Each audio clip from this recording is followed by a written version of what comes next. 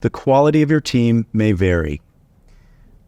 Our DIBCAC team consisted of 9 folks, an additional 3, because we were doing the joint surveillance audit, an additional 3 certified third-party auditors. Now, not Gray Research, because Gray we used them for a pre-assessment to see where we were at, see where we needed to improve, and they identified some areas that, okay, we got to work on it. So we shored those up, and we thought we were at a 110. Well, our audit team comes in, and it's very clear that they're used to dealing with on-prem systems. And when they're dealing with a cloud system, there's a lot of education. Terminology changed.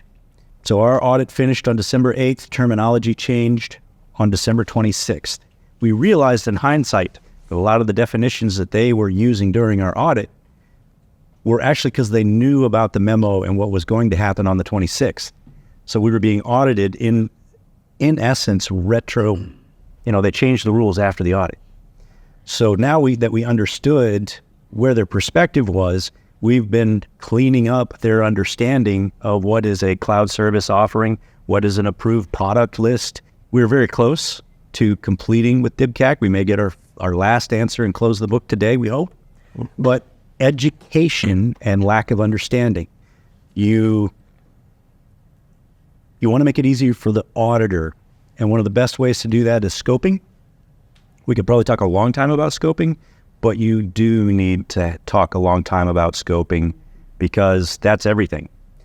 They're supposed to always have a scoping call, but generally what you've drawn on your diagram is, okay, great. No, you really need to have a strong conversation about everything on your network diagram and make sure they understand what everything is before going in. Because audit day, that's over. Scoping's over. So if you cut something out of scope because you thought it was out of scope and suddenly they think it's in scope, you've got an education problem now. So for example, our accounting software, right?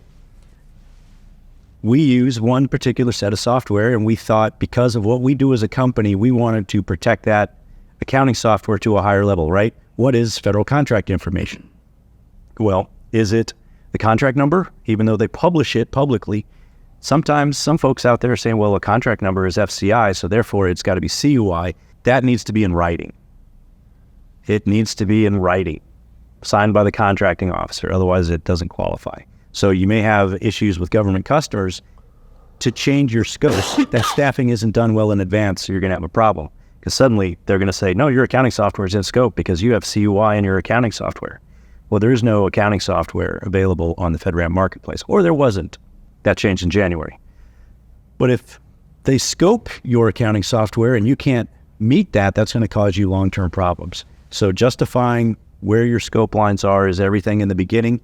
It minimizes the things you have to explain, but whatever is left in that boundary, you have to have the full body of evidence ready to go for every cloud you use, every shared responsibility matrix, and be prepared to show traceability from here's how I control access from what I do, and I control that access through these other offerings that my enterprise may connect with, and this is where it stops. The CUI stops here, operations continue out of scope.